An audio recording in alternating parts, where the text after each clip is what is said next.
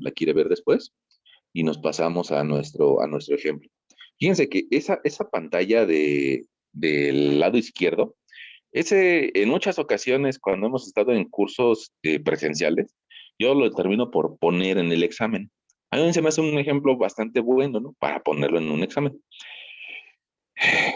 Bueno, resulta que probablemente no lo pongo para que realicen todo, sino que lo pongo para que me digan los vectores unitarios de cada uno de los cables, pero sí lo pongo usualmente en un examen. Bueno, y hoy probablemente por esta situación de la distancia lo podríamos resolver pues completo, ¿no?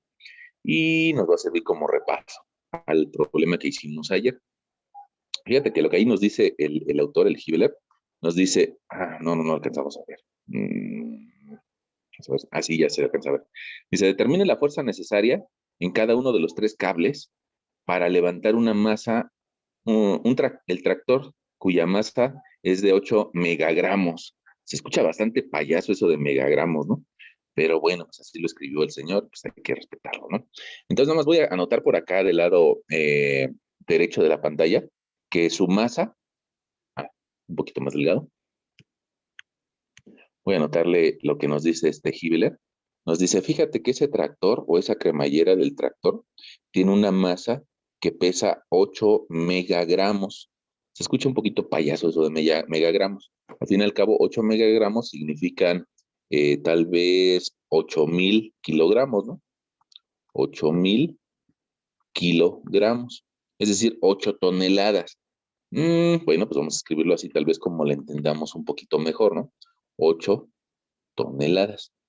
Bueno, y luego nos dice que tiene una cierta geometría. Yo creo que no vale la pena que yo lo vuelva a dibujar, porque pues evidentemente no lo voy a volver a, no, lo voy a hacer más feo de lo que ya podemos ver, ¿no? De lo que ya podemos observar con nuestros ojos. Lo que sí podríamos hacer tal vez sería poner las coordenadas de los puntos que nos interesen. Tal vez el punto A tiene coordenadas en ese sistema X, Y, Z. Te das cuenta que del lado de la izquierda hacia abajo está el eje de las X. Al lado de la derecha hacia abajo está el eje de las Y y en la parte superior está el eje de las Z. Entonces, el punto A resulta que está ubicado en el origen, en X igual a 0, en Y igual a 0, pero en Z igual a 3 metros. Ahí está. Luego el punto B resulta que tiene coordenadas en X igual a 2 metros, en Y igual a menos 1,25 y en Z tiene de coordenada 0, el punto B, que está, digamos, a la izquierda de tu pantalla, ¿no? El punto C está en la parte baja de la pantalla izquierda y tiene coordenadas similares a las del punto B, es decir, tiene en X 2 unidades, en Y ahora tiene 1,25 pero positivo, 1,25 y en Z tiene coordenada 0.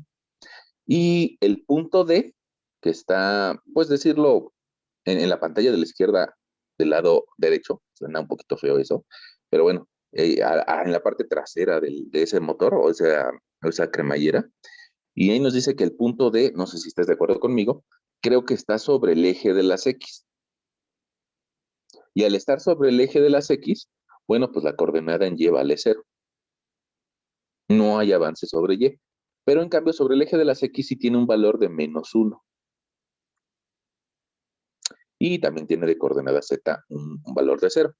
Ahora, resulta que todos los cables van a pagar al punto A. Y para eso, pues valdría la pena nosotros recordar que nosotros podríamos construir un vector de dirección. Un vector de dirección, pongamos que vaya de B hacia A. Y ese vector de dirección que vaya de B hacia A, pues su punto final es A. Y nuestras restas siempre deben de ser punto final menos punto inicial. Entonces, pues en este caso, nuestro vector de dirección de B hacia A, hacia donde va a llegar, eh, bueno, pues, a ver, tiempo. Creo que me estaba yendo en banda en algo. Fíjense, vamos a primero a imaginarnos ese equilibrio. Resulta que la masa quiere ir hacia abajo, la masa completa, ¿no? Y eso implica que el colguijo que va de A hacia Z tiene que jalar hacia arriba. Bueno, a ver, déjenme dibujárselos por aquí ahorita. En el punto A hay un colguijo que tiene que jalar hacia arriba para que, para que eso esté en equilibrio. Mientras que el colguijo que va hacia B, el colguijo que va hacia C y el colguijo que va hacia D, pues van hacia abajo. Entonces, bueno, pues resulta que nos diría Newton, para toda acción, es decir, la fuerza que va a Z, pues hay una reacción y la reacción va a ser la componente de AB, AC y AD, la suma de las tres. Pero mira, con ese esquema yo creo que nos queda un poquito más claro a todos de que en realidad esos vectores que salen de A terminan en B, terminan en C y terminan en D. Bueno, yo creo que eso, pues por lo menos a mí sí me ayudó a entender a entender que la dirección no es de B a A, sino que en realidad es de A a B. Bueno, y voy a corregirme a mí mismo, fíjate. Voy a cambiar estas letritas y vamos a decirle a nuestro lector, no, no es de B a A, es de A a B, así como están las flechitas, de A a B. Ah, bueno, pues ahora que ya sabemos que es de A a B, pues podríamos nosotros seleccionar, bueno, o a operar nuestro vector. Y entonces, otra vez, si el punto final es B, pues entonces sería final menos inicio. El final menos inicio sería 2 menos 0 de I más eh, final menos inicio menos 1.25 menos 0 de J. Otra vuelta, final menos inicio, 0 menos 3 de K. Y ahí tenemos un vector de dirección, el primero de ellos, el que va de A hacia B. Bueno, otro vector de dirección sería el que va de A hacia C. Y entonces, acuérdate, punto final es el punto C. En X, pues valdría 2, menos el inicio, que es la coordenada de A, en X, que vale 0, y más punto final menos punto inicial, 1.25, que es la coordenada en Y del punto C, menos la coordenada de donde va a partir el vector, que este es un 0 porque es el punto A, J, y luego final menos inicio. Final acaba en 0, empieza en 3, K. Y bueno, pues ya tenemos dos vectores de dirección. Yo creo que, bueno, pues ya con ese esquema nos podemos olvidar temporalmente de nuestro ejemplo o de nuestra ejemplo inicial y darle un poquito más de espacio a esto, ¿no? Bueno, y podemos escribir nuestro vector de A a D, otra vez, final menos inicio. El final acaba en menos 1, el inicio es en 0 y más final menos inicio, 0 menos 0, J, y final menos inicio, 0 menos 3, K. Y ahí están nuestros tres vectores de dirección, los que apuntan hacia abajo, pero nos está haciendo falta uno, el que va de A hasta la parte positiva del eje Z. Bueno, pues ese último vector de dirección, en realidad, tiene como punto final, pues una Z muy grande, ¿no? Tan grande como que podríamos ponerle infinito, pero si yo le pongo aquí infinito menos cero, pues muy probablemente, no sería infinito menos cero, sería infinito sí, menos cero. No, pero en X no. Ay, perdón, déjame respirar. En X no tiene coordenada, ¿no? Entonces sería 0 menos 0 y en Y tampoco tiene coordenada el eje Z, sería 0 menos 0 J. Y en Z es donde yo te hablaba del infinito. Y sería infinito menos 3K. Bueno, pues ese último valor yo creo que nos va a meter más en broncas matemáticas que las soluciones que nos puede dar. Entonces, lo único que nos interesa es saber que va hacia arriba. Y como lo único que nos interesa es saber que va hacia arriba, pues podríamos poner simplemente un punto que esté más arriba del 3. Podría ser 4 menos 3. Ya con eso, bueno, sabemos que va hacia arriba. Bueno, ahí están nuestros tres vectores de dirección. Y esos tres vectores de dirección, pues resulta que nosotros los podríamos simplificar a la hora que resolviéramos las operaciones, las sumas o las restas que implique, ¿no? Entonces, nuestro vector de dirección, vamos a ponerlo por aquí, que son vectores de dirección, de A a B, va a ser igual a 2 menos 0, pues 2i menos 1.25j menos 3k. Ahí está mi vector de dirección de A a B. Mi vector de dirección de A a C vale 2i más 1.25j menos 3k. Mi vector de dirección de A a D va a valer menos 1i 0j más 0j menos 3k. A ver, y mi vector de dirección de A hacia el eje de las z, pues va a ser 0i más 0j más 1k. Bueno, ahora vamos a ver si tiene lógica eso. Para ver si tiene lógica o no, pues yo creo que podríamos, híjole, a ver, no sé si se puedan decirle que compartir aquí y vamos a movernos un poquito. Vamos a ver si esos valores tienen lógica. ¿Tiene lógica que el vector que va de A hacia arriba no se mueva en X, no se mueva en Y se mueva una unidad hacia arriba? Pues sí, tiene lógica. Ojo, no sabemos cuánto es la fuerza, ¿no? Nada más sabemos que es su dirección. Dirección hacia arriba, es lo que nos está diciendo. Ahora, también nos está diciendo que pongamos de A hacia D, no se va a mover en el eje de las Y. Y si te das cuenta en el esquema, pues nos damos cuenta de que el punto A y el punto D están los dos sobre el eje de las X, no se mueven Y. Pues por eso tenemos ese cero. Y que pongamos, otra cosa que nos podemos dar cuenta, es de que el punto A, el punto B y el punto C son espejos al eje X, por eso uno es positivo y uno es negativo. Entonces, bueno, pues parece como que sí tiene una cierta lógica ese vector, esos vectores de dirección. Bueno, si tienen lógica, pues podemos seguir avanzando, ¿no? Y de esos vectores de dirección, nosotros podríamos pasar a unos vectores unitarios.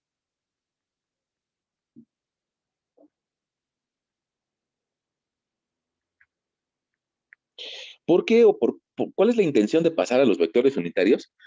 Porque estos vectores de dirección, digamos que están referenciados a metros. Eh, y bueno, esos vectores de metros los podemos simplificar a que nada más tome un cierto sentido con respecto al eje de las X, un cierto sentido con respecto al eje de las Y y otro sentido con respecto al eje de las Z. Y sobre todo los vectores unitarios los podríamos utilizar para encontrar las fuerzas. Es decir, estos vectores unitarios van a ser un intermedio entre dirección y fuerzas. Entonces es un paso intermedio, ¿no? Así como, pues bueno, ustedes vienen de un paso intermedio que fue el nivel medio superior. Bueno, pues ese nivel medio superior los vinculó desde la secundaria hasta un nivel superior. Bueno, entonces los vectores unitarios, ¿cómo los calculo?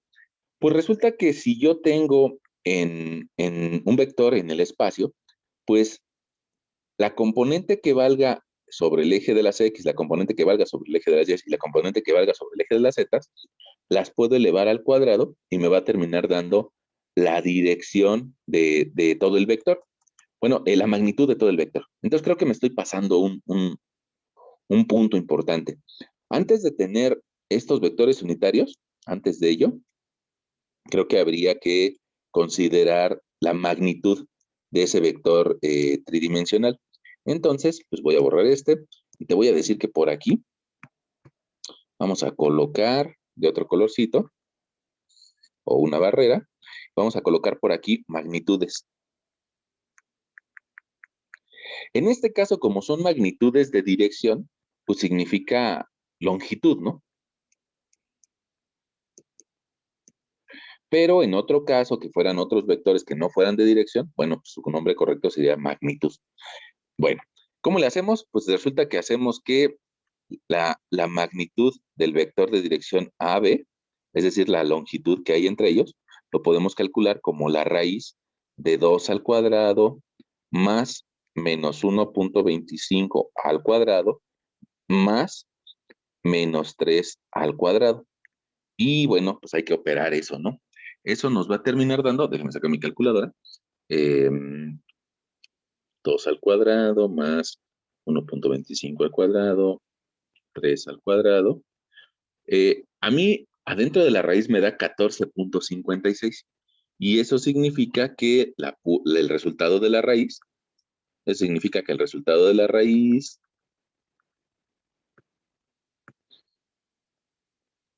me da 3.81, 3.816.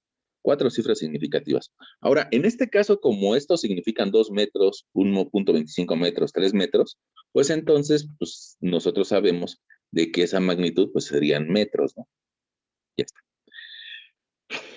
Bueno, es lo que hay desde el punto A, donde se unen los cables, hasta el punto B. Luego, la distancia que hay de A a C, la magnitud, pues nos llevaría a utilizar la misma fórmula, el cuadrado del primero, el cuadrado del segundo, el cuadrado del tercero, lo sumamos, le sacamos raíz, y pues resulta que nos va a dar lo mismo. En este ejemplo, no siempre, ¿no? En este ejemplo nos está dando lo mismo. ¿Por qué? Porque si te das cuenta, A y C son espejos. Son espejos. Entonces, la distancia que hay de A hacia B es lo mismo que hay de A hacia C. En este ejemplo, no siempre nos da lo mismo. Y la distancia que hay de A hacia D, pues resulta que si nosotros elevamos al cuadrado el 1 y luego elevamos al cuadrado el 0 y elevamos al cuadrado el 3, pues nos va a quedar la raíz de 10. Y la raíz de 10 nos da 3.16. 3.163 metros. Y el último, pues bueno, nos está dando una magnitud nada más de 1 metro hacia arriba, ¿no? Bueno, ahora, entre esos, entre, eh, entre los vectores unitarios y los de dirección necesitábamos la magnitud. ¿Por qué la necesitábamos? Y yo creo que vale la pena que por acá arriba te escriba cómo obtuvimos esas magnitudes, ¿no? Esa de AB resulta que fue igual a la raíz el componente en X al cuadrado más el componente en Y al cuadrado más el componente en Z al cuadrado. Ya con eso le queda claro a alguien que no vino el día de hoy cómo calculamos esas magnitudes. Bueno, ahora, los vectores unitarios, ¿cómo los calculamos? Ah, pues mira, el unitario de AB lo podemos calcular como, como la división. Vamos a dividir nuestro vector de dirección AB, todo lo que tengamos de dirección AB, entre la magnitud de AB. Eso probablemente si no le entendemos al simbolito, lo que significa es de que el primer término lo dividimos entre este y nos va a dar el primer término acá. El segundo término lo dividimos entre ese y nos va a dar el segundo término. Y así hasta el tercero, ¿no? Bueno, entonces, pues resulta que el unitario de AB va a ser igual a dividir 2 entre 3.816. Y eso nos va a dar 0.52, 0.524, un 41, para tener cuatro cifras significativas, y menos 1.25 entre 3.816 nos va a dar 0.3276 J, y luego menos 3 entre 3.816. Y eso nos va a dar menos 0.7862 K. Este es un vector unitario. ¿Cuál es una de las características del vector unitario? Que usualmente me da coeficientes menores a la unidad.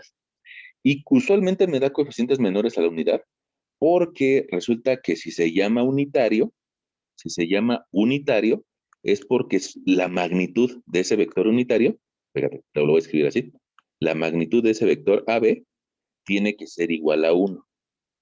Y nos daremos cuenta de eso si elevamos 0.52 al cuadrado más menos 0.32 al cuadrado y más menos 0.78 al cuadrado.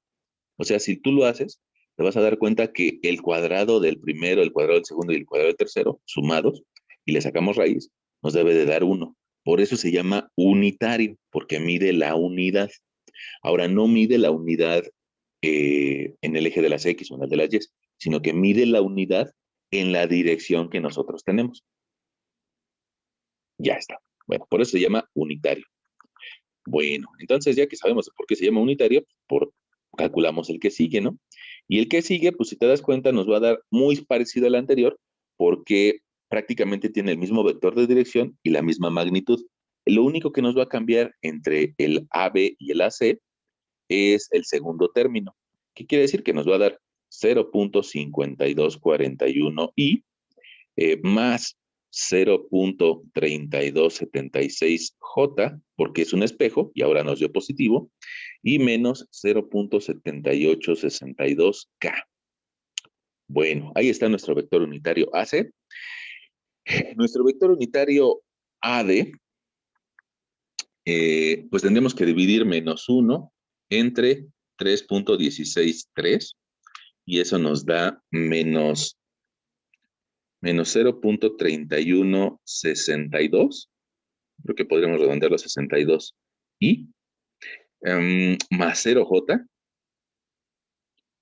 menos 3 menos 3 entre 3.163. Y eso nos va a dar menos 0.9485K. Ahí están nuestros vectores unitarios. Y lo único que nos hace falta, pues está muy sencillo, ¿no? El unitario de A al eje Z, o sea, hacia arriba, ¿no? No sabemos cuánto medirá el cable que va hacia arriba, pero nosotros le pusimos una longitud tal vez de 1 metro, nada más para que apunte hacia arriba. Y si divido 1 entre 1, pues me va a dar 1. 0i más 0j más 0 más 1k. Ahí está. Bueno, ahí están nuestros vectores unitarios. Yo creo que este es un buen momento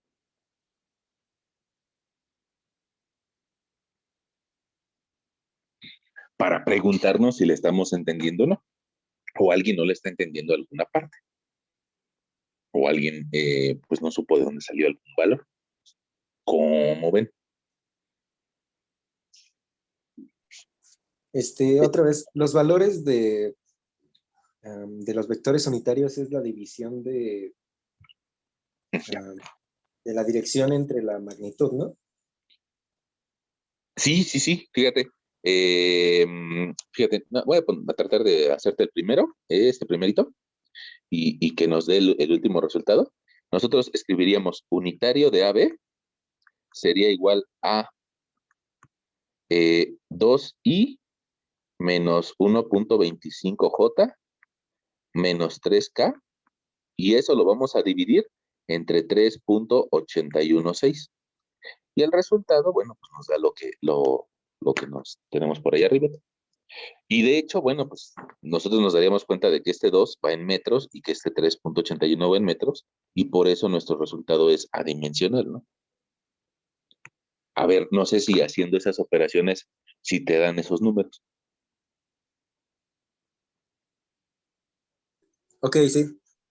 Ok, yo creo que, pues, si nos sirve, pues ahí lo dejamos expresado, ¿no? Esa operación, la del cuadrito. Si nos sirve pues a todos, ¿no? Bueno, no sé los demás si tienen alguna bronca, ¿no? Con nuestro ejemplo del día de hoy. Yo, profe, tengo la Ujú. duda de dónde salió el 4 del primer, de donde estaba DAB, el de DAZ, en Z. Ah, ya, ya, ya. Fíjate, en realidad, fíjate, me gustaría que vieras el esquema.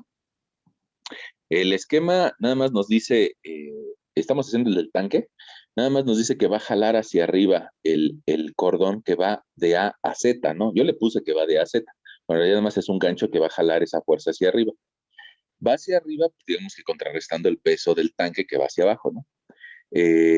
No sabemos hasta dónde llega, o sea, hasta dónde, qué altura tiene esa grúa que la va a levantar a esa cremallera. No lo sabemos, pero sí nos podemos imaginar que va hacia arriba. Entonces, no se mueve en X, no se mueve en Y, pero sí se mueve hacia arriba.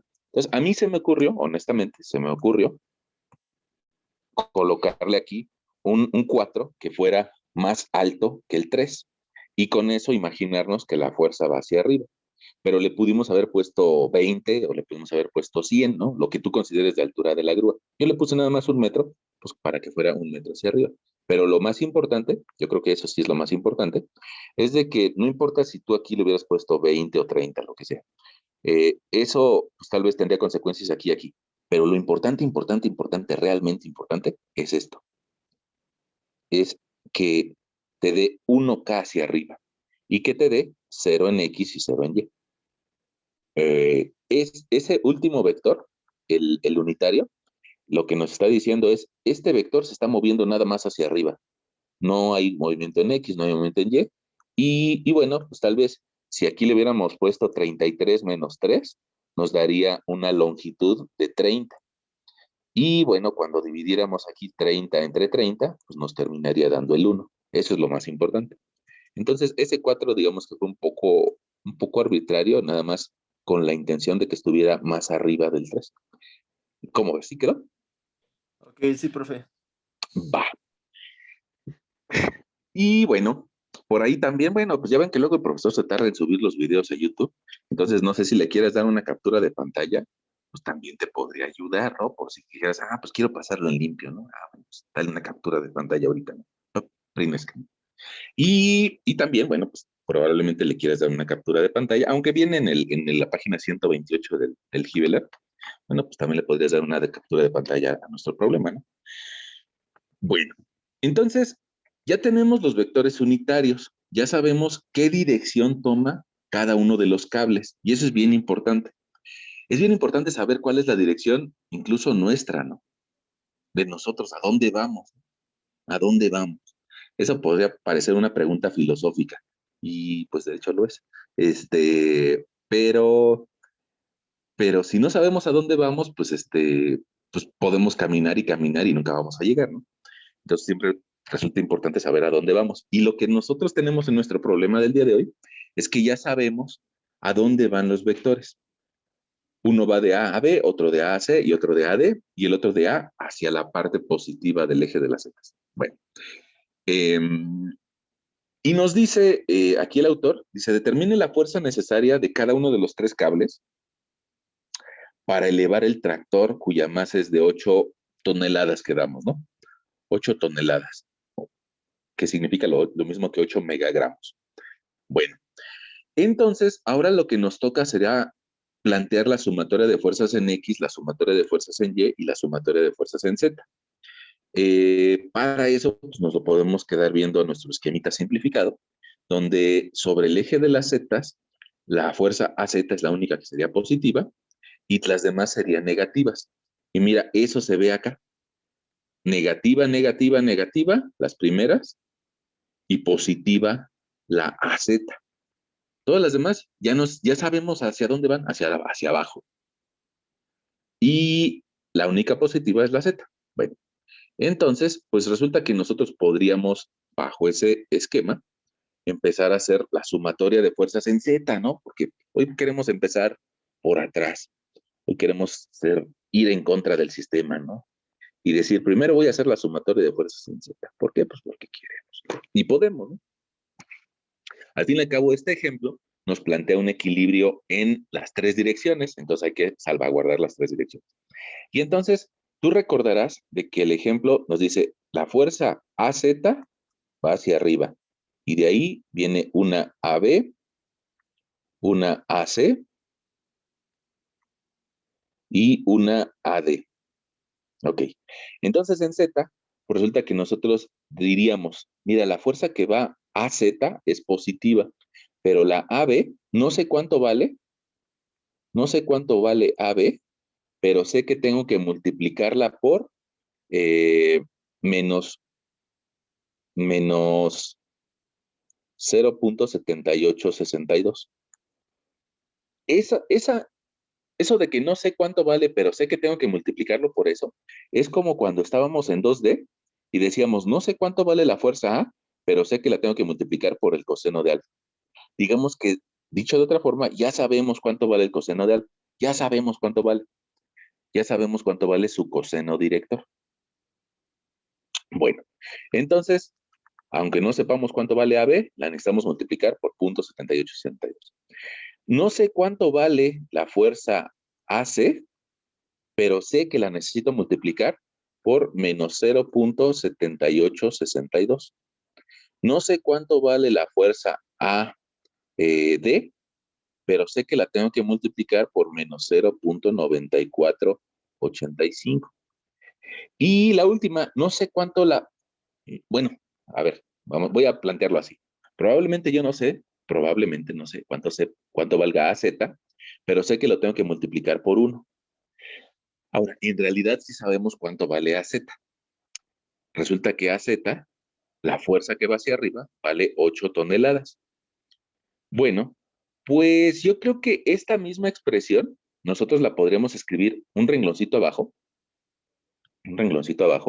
y la podríamos escribir un poquito más ordenada. Podríamos decir que 0 es igual a menos 0.7862 de AB, menos 0.7862 de AC, y menos 0.9485 de AD, y más 8 toneladas. 8 toneladas. Bueno, ahí está nuestra primera expresión por la sumatoria de fuerzas en Z. Ahora vamos a hacer una segunda expresión que sea la sumatoria de fuerzas en X. Fíjense, no fue necesario que nosotros le metiéramos hacia dónde va la flechita, si hacia arriba o hacia abajo, sino que eso ya lo incluía cada uno de los coeficientes que previamente calculamos. Y eso lo incluía porque no fuimos lo suficientemente observadores de cuál era el punto final y cuál era el punto origen. Entonces ya no fue necesario andar viendo, va hacia arriba, va hacia abajo, va hacia la izquierda, va hacia la derecha. Ya solito lo hace. Bueno, entonces ahora vamos a hacer la sumatoria de fuerzas en X. Y resulta que si hacemos nosotros esa sumatoria de fuerzas en X, nos va a quedar que 0 es igual a 0.5241 de la fuerza AB, más 0.5241 de la fuerza AC, menos 0.3162 de la fuerza AD. Y la carga, las 8 toneladas, no actúan en X. Entonces ya no la agregamos.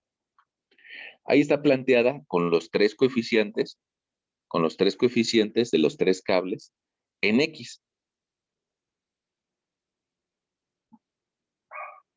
Y ahora pues vamos a hacer lo mismo, pero con las Y. Sumatoria de fuerzas en Y igual a 0. No queremos que se mueva. Y entonces vamos a decir que 0 es igual a los tres coeficientes en Y.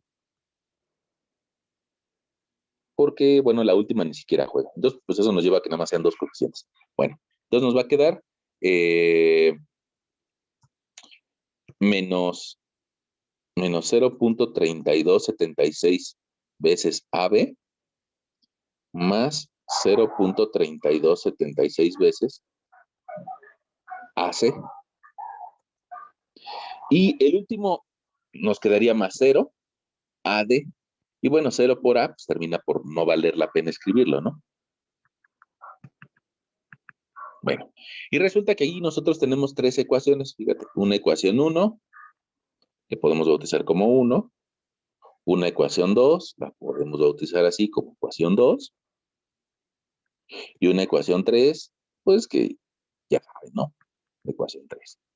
Y resulta que tenemos un sistema de tres ecuaciones con tres incógnitas. Alguien se espantaría, alguien diría, no, pues yo mejor prefiero irme a estudiar otra cosa, pero nosotros no nos espantamos y nosotros la hacemos, ¿no? ¿Por qué no requerimos ni integrales, ni derivadas, ni cosas raras para resolverla? Nada más requerimos saber álgebra, es lo único que requerimos. Entonces, pues lo que podríamos hacer tal vez sería utilizar la tercera y decir, mira, de la expresión 3, yo me doy cuenta de que si mando el primer término del otro lado, me va a quedar positivo, 0.3276. 0.3276 AB es igual a 0.3276 AC. Ah, pues entonces simplifico de un lado, simplifico del otro. No sé si lo alcancen a ver. Cambiamos de colorcito. Como es la misma cantidad, pues resulta que la fuerza, ahí lo que nos está diciendo es, tu fuerza AB vale lo mismo que tu fuerza AC.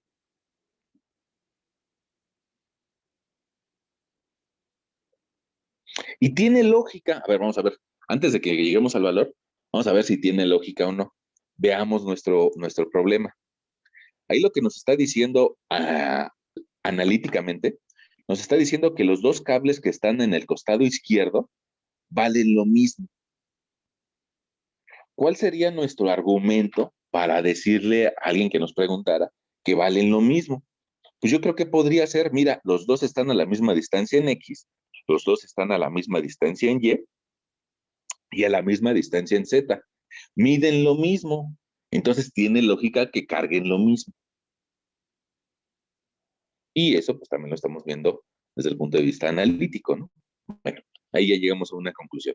Ay, AB vale lo mismo que AC. Órale, chido. Alguien diría chido, ¿no? Si eso lo sustituimos, en la expresión 2,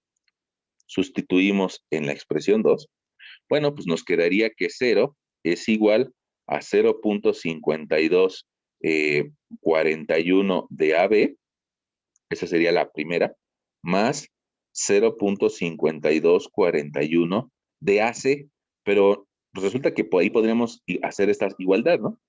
Y ahí podríamos escribir otra vez AB menos 0.3162 de AD. Fíjate, lo bueno que encontramos al sustituirlo aquí, pues es de que estos dos términos los podemos sumar. Y si los podemos sumar, bueno, pues nos va a dar 0.5241,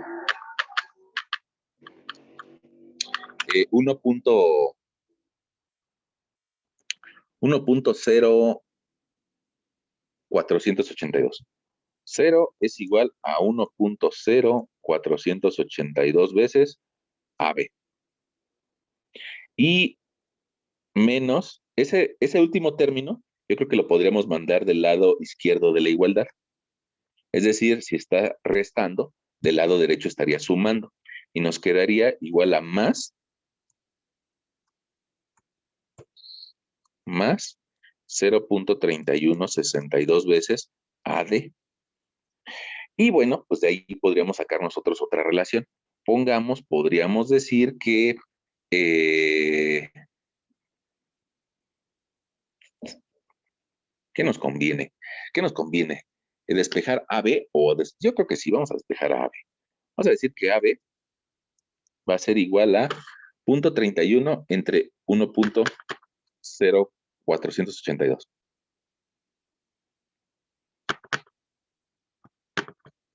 Ahí me dio 0.30166. Voy a exagerar un poquito, 30166 veces AD.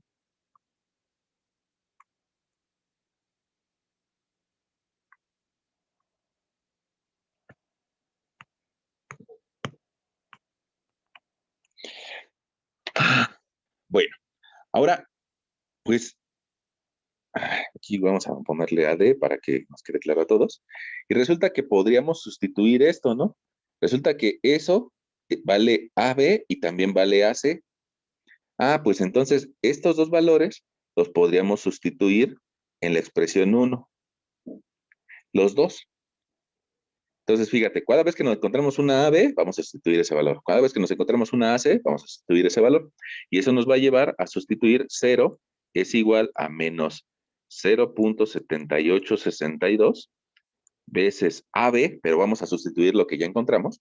Es decir, vamos a sustituir 0.30166 AD, cierro, menos, le puse entre paréntesis porque los matemáticos les gusta hacer eso, ¿no? Les gusta decir que cuando van a sustituir hay que ponerlo entre paréntesis. Bueno, menos 0.7862 veces hace, vamos a sustituir 0.30166 AD. Ok. Y luego, menos 0.9485 AD.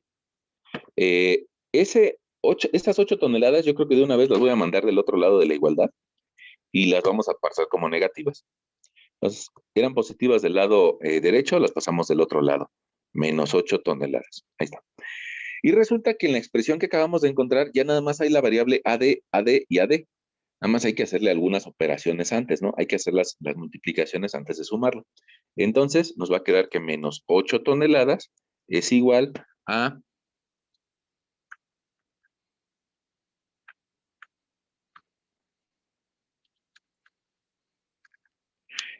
menos 0.2372 de AD, menos, pues otra vez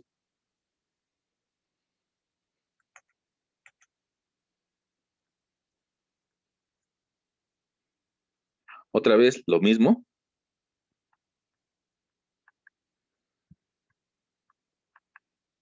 y luego menos 0.9485 AD.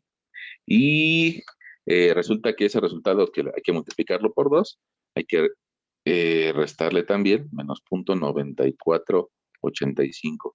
Eso, no sé si a ustedes les da lo mismo. Si les da otra cosa, pues me dicen, ¿no? Menos 1.3708 AD. Y resulta que hacemos ese despeje, nos va a quedar que la fuerza AD vale 8 entre ese resultado. Nos va a quedar que AD carga 5.836 toneladas. Ahí ya tenemos el resultado de AD. Y con ese resultado de AD, pues lo que tenemos que hacer es tal vez sustituirlo en esta última expresión, que sería la expresión, pues si quieren bautizarla como 4, la podemos bautizar como 4. Decimos aquí nuestro lector que sustituimos en 4. Y nos va a quedar que AB vale lo mismo que AC y que vale ese valor por punto 30.166. Es decir, que vale 1.76 toneladas. 1.76 toneladas. Y ya encontramos la fuerza que hay sobre los 3 cables. Ahora la pregunta, bueno, no sé.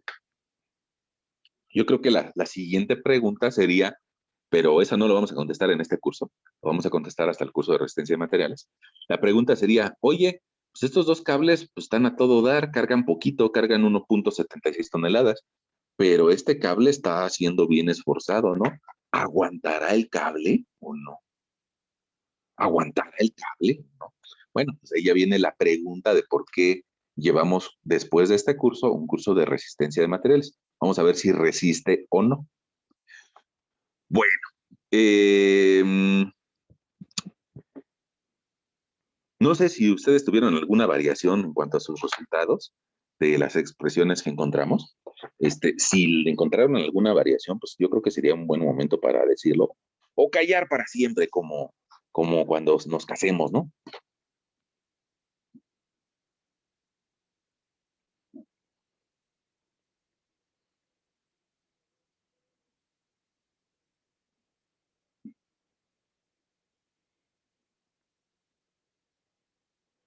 Bueno, fíjense, cuando veíamos el ejemplo de una piñata, que era cargada por una persona más o menos en un sentido horizontal y cargado por otra persona más o menos más elevada, yo les decía, es que lo lógico es de que el vector B sea el que cargue más. ¿Por qué? Pues porque es el que tiene más ángulo con respecto a la horizontal, es el que está más vertical. Y eso significa, al estar más vertical, que va a contrarrestar más el peso de la piñata hacia arriba. Si ahora nosotros nos le quedamos viendo a nuestro ejemplo del día de hoy, fíjate, ahí está nuestro ejemplo del día de hoy, nos damos cuenta que el cable que está más pegado al centro el cable que está más pegado al centro de la cremallera o al centro del tractor es el cable D. Si nosotros lo viéramos de frente al plano XZ, nos daríamos cuenta de eso. Fíjate, voy a tratar de dibujártelo. Si lo vemos nosotros en el plano XZ, es decir, veríamos el plano X hacia allá y el Z hacia arriba, y perpendicular a tu pantalla el Y, nos daríamos cuenta que los dos cables que son gemelos, que es el AB y el AC, resulta que tienen más separación. Y en cambio, el cable que estaba solito es el cable AD y tiene un mayor ángulo con respecto a la horizontal. Y se cumple aquello que te decía con la piñata. El que tiene más ángulo con respecto a la horizontal es el que se esfuerza más, el que se parece más a una fuerza vertical. Y bueno, pues ahí lo estás viendo en 3 dimensiones, ¿no? Bueno, evidentemente que si carga más del doble de los otros 2 cables, pues parece que ese cable D es el que hay que reforzar o ponerle 2 torones, ¿no? Tal vez un torón hacia el punto B, un torón hacia el punto C, pero ponerle 2 torones hacia el punto D. Un poquito a ojo de buen cubero, ¿no? Bueno, ahí está otro ejemplo de vectores en 3 dimensiones. Y como ven, ¿vamos bien?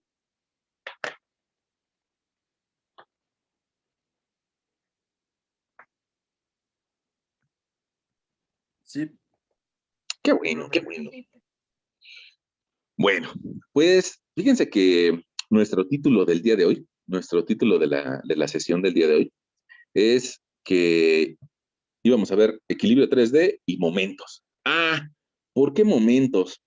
Bueno, pues porque a veces el equilibrio no solamente depende de que se cumpla la sumatoria de fuerzas en X, Y en Z.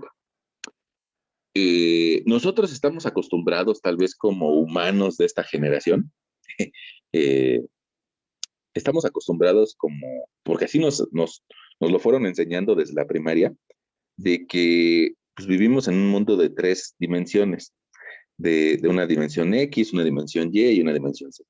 Eso nos lo enseñaron en la primaria, y él quien dice, no, en realidad son 4 dimensiones, porque hay que agregarle el tiempo.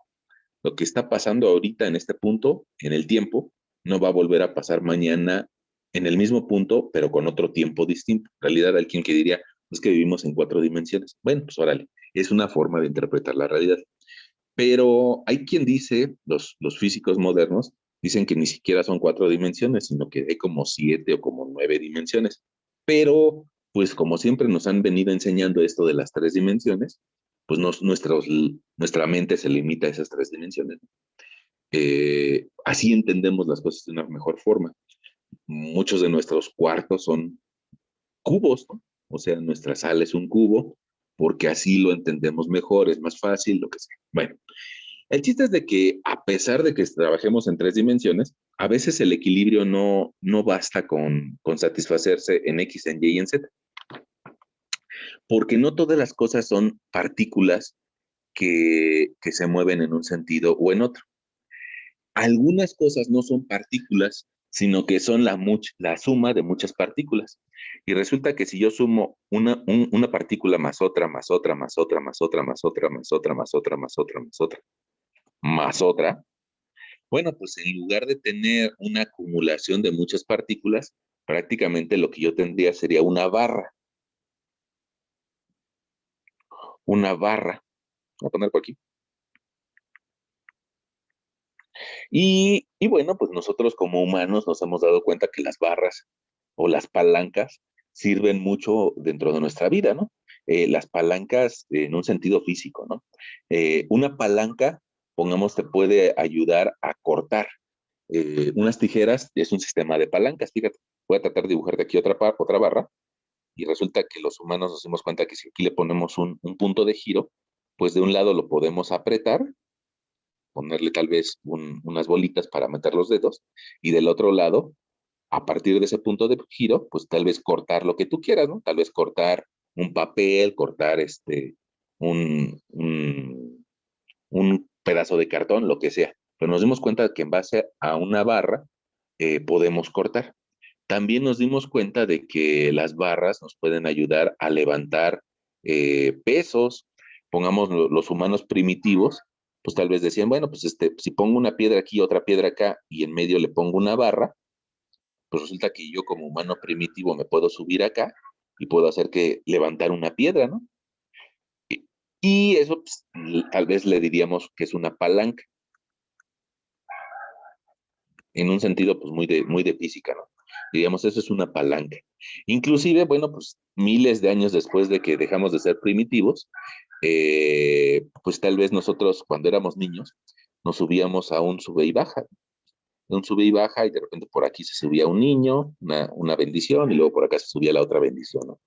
Y y pues bueno, cuando somos niños, pues eso nos divierte, ¿no? Probablemente ustedes, o nosotros que ya somos seres mayores de edad, ya como que eso nos aburre, ¿no? Eso es para niños. Bueno, eh, pero probablemente algún día se nos ocurra volver a ser niños y nos volvemos a subir a un sub y bajas, ¿no? Bueno, entonces resulta que las palancas pues tienen una historia de equilibrio un poco diferente a la de las partículas, porque además de que no queremos de que una palanca se mueva en el sentido de las X y que se mueva en el sentido de las Y, es decir, que satisfaga la sumatoria de fuerzas en X y la sumatoria de fuerzas en Y, que las dos valgan cero, bueno, en muchas ocasiones es de nuestro interés que las palancas no giren, en muchas ocasiones.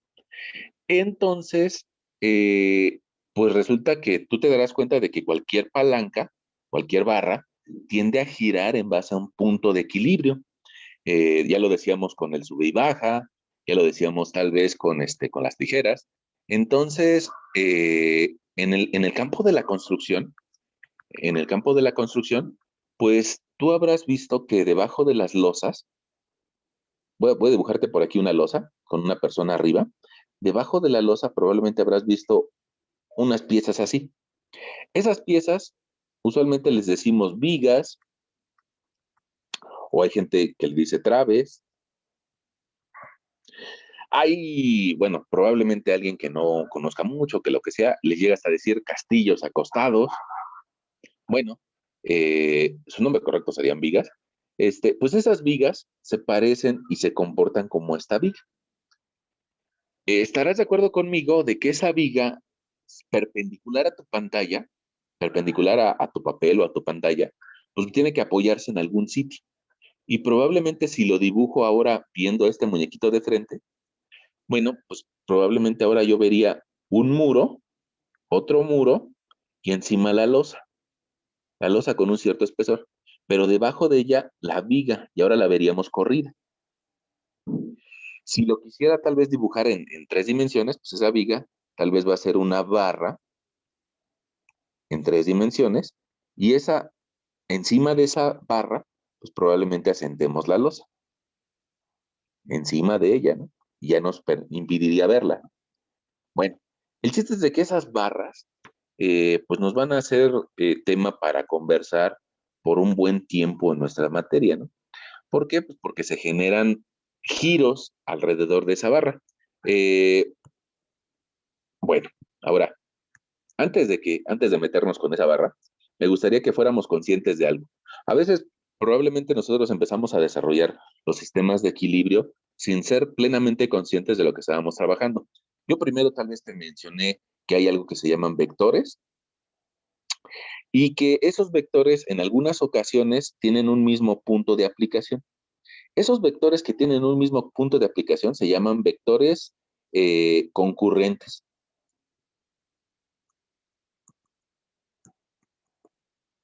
Concurrentes. ¿Por qué concurrentes? Porque si bien es cierto que los podemos poner que salen de un punto, también los podríamos considerar que todos llegan a ese punto. Bueno, al mismo punto, concurren en un punto. Ahora, si esos vectores están asociados a un plano XY, como los que nos enseñaron en la primaria, bueno, pues le podríamos incluso decir que además de ser concurrentes, resulta que también son coplanares. Es decir, pertenecen al mismo plano. Si además, pues nosotros tal vez dejamos el plano atrás y nos pusimos a dibujar vectores en 3 dimensiones, bueno, pues entonces ya no serían coplanares, sino que ya serían pues, vectores en el espacio, ¿no? Alguien diría por aquí, un vector por acá. Este sería un vector en el espacio.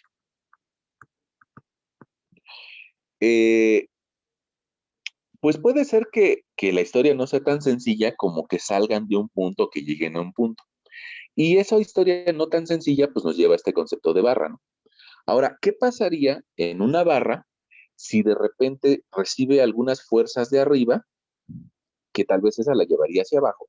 Tal vez, digamos, esta otra fuerza la llevaría hacia abajo, pero si alguna de esas fuerzas no fuera hacia abajo, si alguna de esas fuerzas tal vez fuera hacia arriba, y tal vez otra de esas fuerzas fuera también hacia arriba. Bueno, pues resulta que probablemente, si no hubiera yo puesto la última, si yo nada más considerara la fuerza A, la fuerza B y la fuerza C, pues probablemente nos daría que la fuerza A tiene que valer lo mismo que la fuerza B y la fuerza C sumadas para que no se mueva sobre el eje de las y no se mueva hacia arriba y hacia abajo. Pero a pesar, incluso te lo podría yo escribir, si A es igual a B más C, pero en sentido contrario, pues entonces la sumatoria de fuerzas en Y daría 0. Y eso nos engañaría, ¿no? Porque nos haría pensar, pongamos, que A menos B menos C es igual a 0.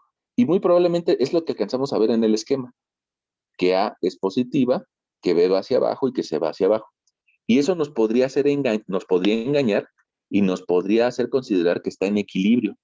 Sin embargo, si nosotros nos le quedamos viendo al sistema, si nos le quedamos viendo a este sistema de fuerzas, pues nos daremos cuenta de que eso no estaría en equilibrio, sino que empezaría a rotar, empezaría a girar. Tú trata de imaginarte esa barra con esas dos fuerzas por arriba y una por abajo, y empezaría a dar vueltas, como un spinner, ¿no?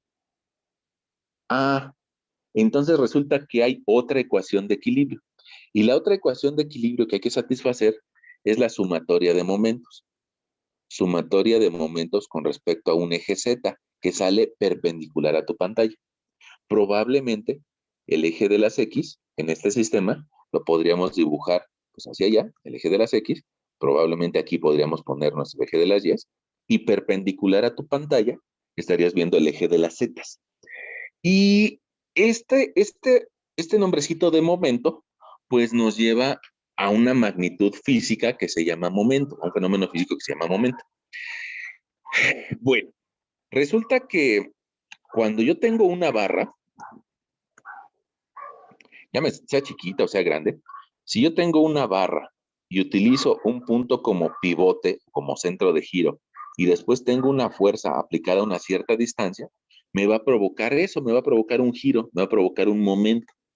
Y la intensidad con la que esto se quiere mover o girar, el giro, a ese giro le podemos llamar momento. Lo podemos calcular. Y entonces resulta que con respecto a este punto A, nosotros calcularíamos el momento igual a fuerza por distancia. Fuerza por distancia. Nada más que tiene un requisito, asterisco, le vamos a poner requisito. El requisito que tiene, nada más es uno, que fuerza y la distancia deben ser perpendiculares.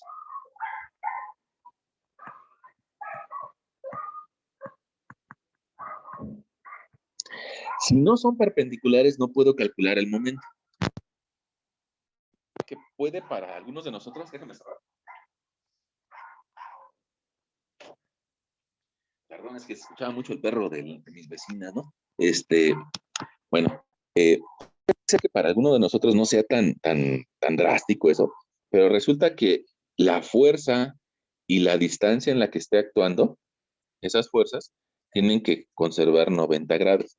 Eso es necesario. Resulta que alguien me va a decir, ay, profesor, pero ¿a poco eso siempre se cumple? Déjenme pasar para acá para que no nos distraigamos. Eh, en realidad eso se cumple. ¿Qué pasaría, pongamos, si yo tuviera una barra y resulta que la fuerza que está llegando a esa barra está llegando de forma inclinada?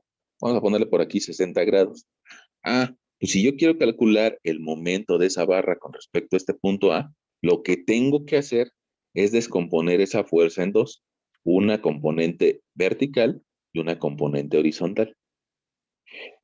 La componente horizontal pasaría por el mismo punto que A, bueno, no generaría momento.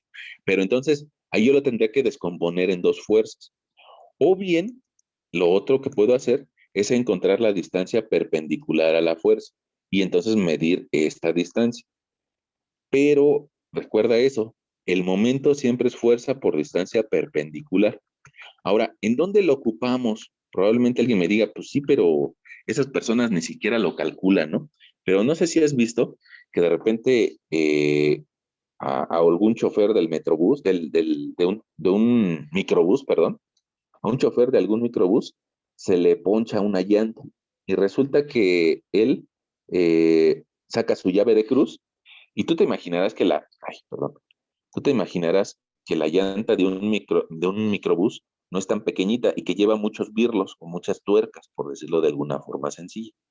Bueno, esas birlos o esas tuercas en algunas ocasiones se amarran mucho y a pesar de que saquen su llave de cruz para cambiar la llanta, pues resulta que no es suficiente con esa fuerza. ¿Por qué no es suficiente? Pues vamos a verlo. Mira, ¿qué pasaría si nosotros ponemos esa llave de cruz? Te la voy a poner en otro colorcito para que se vea. Si nosotros ponemos la llave de cruz en ese perno, y resulta que nosotros nos paramos encima de la llave de cruz. Voy a pararme por aquí encima de la llave de cruz. Ahí están mis zapatitos, ¿sale? Perdón por lo mal dibujado, pero imagínense que esa es una persona que se subió a la llave de cruz. Bueno, pues resulta que a partir del eje del tornillo hacia donde está aplicándose el peso de la persona, probablemente haya pues 30 centímetros, 30 centímetros. Y el peso de la persona va hacia abajo, por eso te lo medí de forma perpendicular. Entonces, este peso de la persona, pues probablemente la persona pese tal vez 70 kilos, ¿no? Y entonces, si nosotros quisiéramos calcular su momento, sería momento igual a fuerza punto distancia. En este sentido, la fuerza está siendo perpendicular a la distancia. Alguien me va a decir, oiga, pero es que la llave de cruz está inclinada. Sí, está inclinada, pero la fuerza del humano o la fuerza del peso que sea va hacia el centro de la Tierra. O sea, tiene un sentido vertical. Bueno, entonces, nuestro momento en esta ocasión sería 70 kilos. Si lo, ojo, alguien se enojaría porque lo estamos utilizando como fuerza, en realidad es masa, pero usualmente nosotros decimos que pesamos, o sea que es nuestra fuerza 70 kilos, por una distancia de 0.30 metros. Y eso nos va a dar m igual a eh, 70 por 0.3, nos va a dar 21 kilogramos punto metro. Ese es el momento que nos daría. Y además sería un momento que gira en el sentido de las manecillas de reloj. Porque eso es otra particularidad. Cuando calculamos momentos, puede ser que provoque un giro horario o un giro antihorario. Entonces, ¿qué hace este señor del microbús? Se da cuenta de que no es suficiente su peso para mover el perno. Y entonces, como no es suficiente su peso para mover el perno, pues entonces, no sé si tú has visto que esos señores sacan una extensión, un tubo. Y ese tubo, pues resulta que, te lo voy a poner aquí de color naranja, resulta que ese tubo hace que la palanca sea más larga. Se lo acoplan aquí, un tubo más largo, y entonces ya tienen una palanca que mide más. Por decirte algo, pues ese tubo podría medir tal vez 1.20 metros, ¿no? 1.20. Y entonces ahora resulta que tendríamos nosotros una distancia, es un ejemplo, de 1.50 metros. Y resulta que con esa gran barra ni siquiera es necesario que se suba a él para mover el perno, sino probablemente le aplique una fuerza incluso hasta menor, pero que él se la aplique. Y vamos a pensar que aquí en el extremo, en lugar de subirse él por completo, le termina por aplicar tal vez 40 kilos con sus brazos, ¿no? O se le deja ir medio peso de su cuerpo, 40 kilos, pero con una mayor distancia. Bueno, en este caso, el momento sería otra vez fuerza por distancia y ahora tendríamos 40 kilos 40 kilos por 1.50 metros.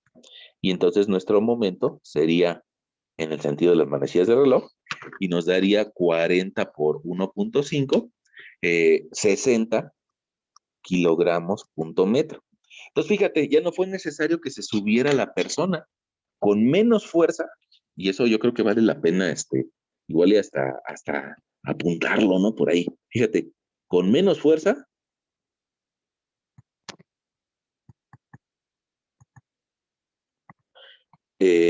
pero más palanca,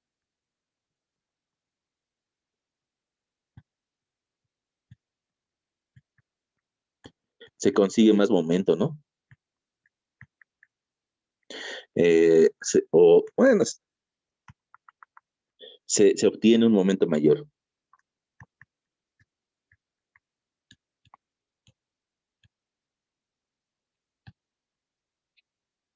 Entonces, seguramente tú habrás visto esa escena por ahí en alguna calle, ¿no? O incluso a ti te ha tocado hacerlo, ¿no?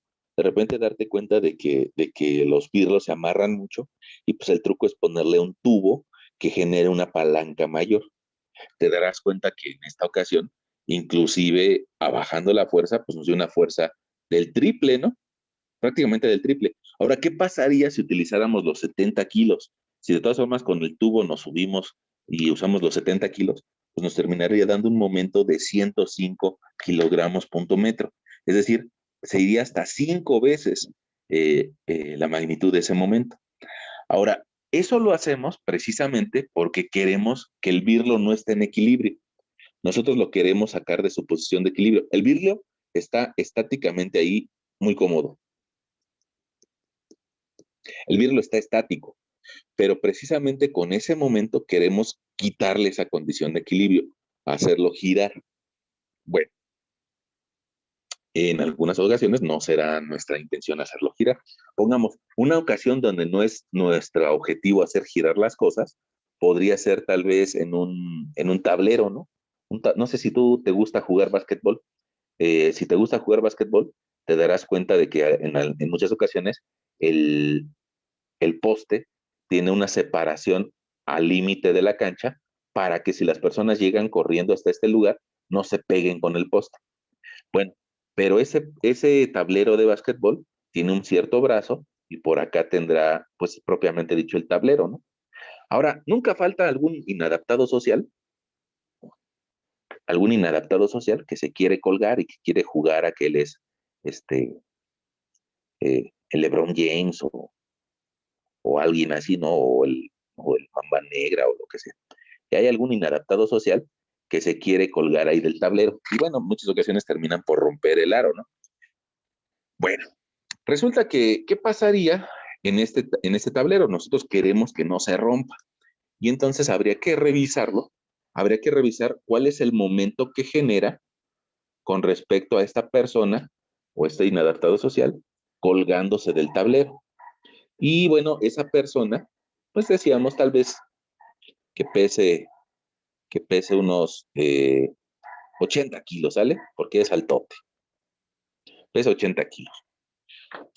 Resulta que, nada más porque yo quiero que vean ese efecto, pues yo les voy a decir que tal vez la distancia entre la punta del tablero y donde empieza a cambiar de dirección, se les voy a poner como una distancia que valga, vamos a ponerle 1.30 metros, y que después hay una distancia extra que no sabemos cuánto es, pero que sabemos que la altura del tablero vale 3, no sé si ustedes lo sepan, ¿no? Pero la altura del aro debe ser 3.05 metros y que tal vez aquí hay una separación de 60 grados. Y ya, bueno, habría que calcular el momento, ¿no? Entonces resulta que yo les dije por ahí algo que era importante y era que el momento lo tengo que calcular como fuerza por distancia perpendicular. En esta ocasión, pues no tengo la distancia hasta este momento. Entonces primero habría que sacar la distancia. Fíjate que aquí se me genera un triángulo y ese triángulo que tiene de altura 3.05 metros, no sé cuánto tiene de base, pero sé cuánto tiene de ángulo. Entonces yo podría apelar a mis clases de geometría analítica y decir, ah, este es el cateto opuesto al ángulo que yo no sé y vale 3.05. Y el cateto adyacente, si yo me sé el ángulo, lo puedo relacionar con la función tangente. ¿Por qué? Pues porque la tangente de alfa es igual a cateto opuesto entre cateto adyacente. Entonces nosotros podríamos decir que la tangente de 60 es igual a 3.05 entre el cateto adyacente. Cateto adyacente, no sé cuánto vale, pero lo puedo escribir así, ¿no? Cateto adyacente. Y podríamos nosotros ese cateto adyacente pasarlo del otro lado multiplicando, nos va a quedar cateto adyacente es igual a 3.05 entre la tangente de 60.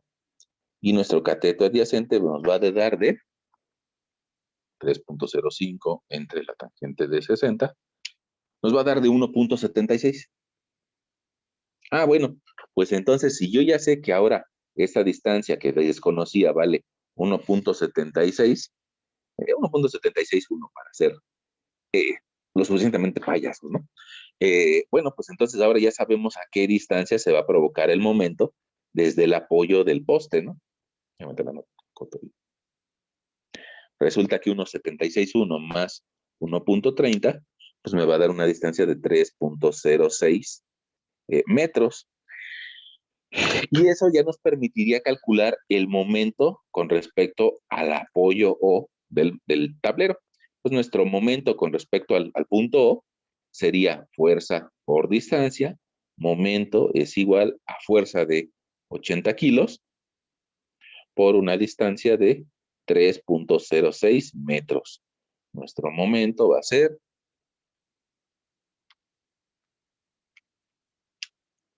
244, 244.87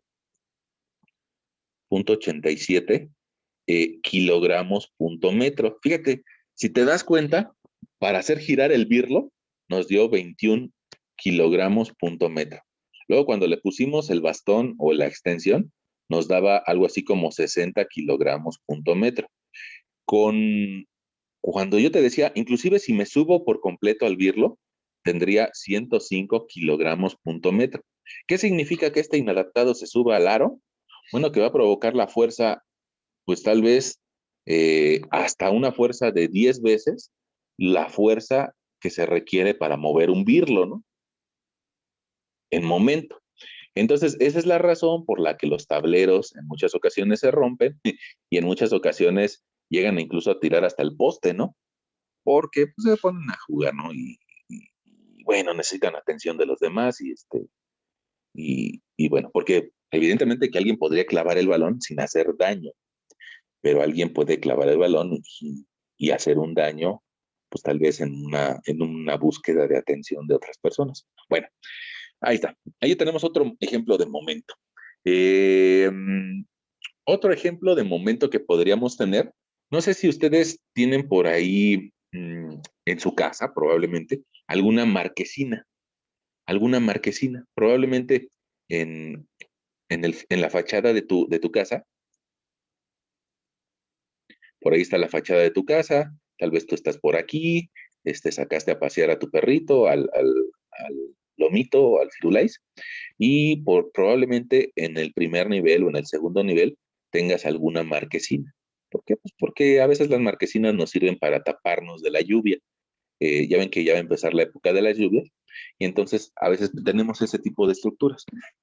Protege nuestra fachada cuando empiece a llover, bueno, pues no se moja la fachada, me dura más la pintura, entre otras cosas, ¿no? Solamente esa marquesina pues es una continuación de la losa. Eh, y pues bueno, esas marquesinas a veces pues llegan a medir unos 50 centímetros o o 60 centímetros, ¿no? Vamos a considerar en esta ocasión que vamos a tener desde el eje, desde el eje del muro hasta el extremo, pues que tengamos 0.60 metros. Y resulta que, eh,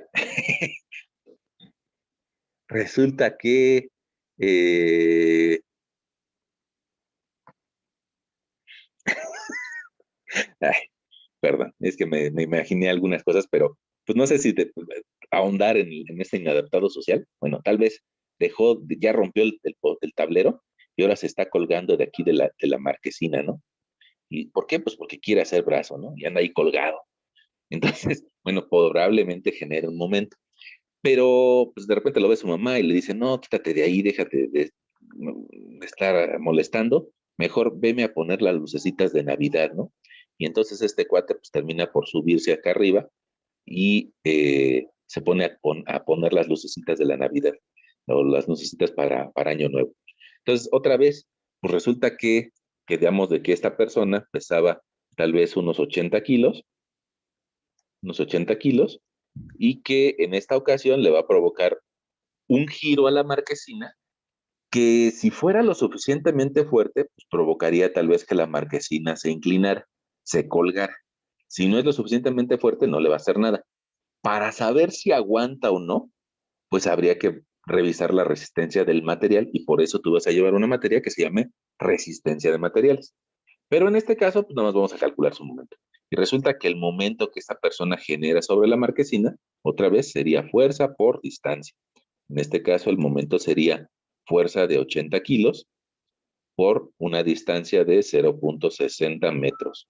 Y eso nos va a dar un momento de 80 por 0.6, un momento de 48 kilogramos punto metro. Eso es en el sentido positivo de las manecillas de reloj. Ahora, fíjense que aquí nos dio la oportunidad, ya con eso cerramos nuestra sesión, nos dio la oportunidad de ver que en muchas ocasiones la marquesina es una continuidad de la losa. Y si es una continuidad de la losa, pues puede ser que adentro en el espacio habitable, pues haya algunas personas que estén pues simplemente viendo la televisión aquí adentro, ¿no? Aquí en el sofá, tal vez viendo la pantalla y entreteniéndose con Venga la Alegría o cosas así. Está viendo la pantalla. Entonces, esta persona va también a generar un momento y te darás cuenta que si tomáramos este punto del muro, ese punto A como un punto de equilibrio, probablemente el peso del cuate que está poniendo las lucecitas afuera se equilibre con el peso del cuate que está viendo Venga la Alegría. Ah, ¿y eso pasa? Bueno, sí, sí pasa. Ah, y entonces, ¿qué pasa cuando se baja el cuate que está poniendo las luces? Pues probablemente ahora el momento sea hacia el otro lado y sea un momento en contra de las manecillas de reloj, es decir, un momento antihorario. En ese caso, pues nos daría nuestro resultado con una flechita al revés y con un signo negativo. ¿Por qué le decimos horario y antihorario? Pues porque así giran las manecillas del reloj, ¿no? Si tú te quedas viendo el reloj, tiene por ahí las horas y las manecillas giran en un sentido horario. Y usualmente, en la mayoría de nuestros cursos, vamos a utilizar ese sentido horario como el sentido positivo de giro y el sentido opuesto como el sentido negativo y se le llama sentido antihorario. Entonces, hoy empezamos a platicar este tema de momentos, apenas lo empezamos a platicar, y pues ya nosotros el día de mañana tal vez, no, perdón, en nuestra siguiente sesión, pues ahondemos un poquito más en los momentos desde un punto de vista muy, muy genérico, ¿no? Muy general. Bueno, por aquí, híjole, me estoy dando cuenta que hubo un mensaje en el chat que dice, sí, profe, bueno, apenas lo voy viendo, no sé, creo, me imagino que era sobre si le estaban entendiendo o no. Eh,